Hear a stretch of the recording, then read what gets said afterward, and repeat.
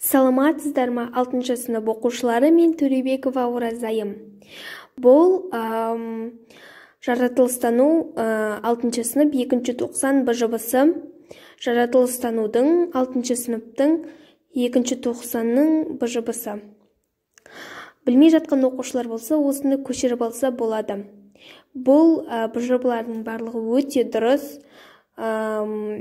Мына бірінші тапсырмада қарапайым және жасанды заттар туралы айтылған. Мен бұларға мысалдарына шейін келтірдім. Мына оттек молекуласы, сүйек, озон молекуласы дегенді көріп тұрған боларсыздар. Осылардың бәрі мысалдар. Мына күрделі заттарға да мысалдар келтірдім. Бұның барлығы дұрыс. Ешқандай күмәнданбаңыздар.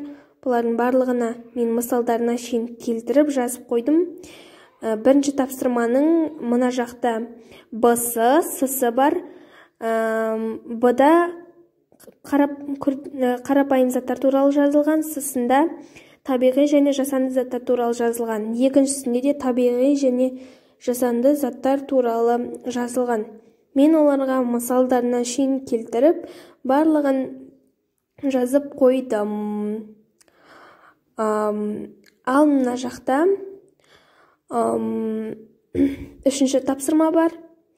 Үшінші тапсырмада мен табиғи және жасанды заттардың ерекшеліктерін жаздым, және де олардың ұқсастықтарын жаздым. Төртінші тапсырмада мен пайдалы қазба кен орындарын жаздым.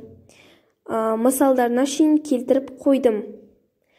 Мына жақта төртінші тапсырманың Б-сы бар, және төртінші тапсырманың жалғасы бар.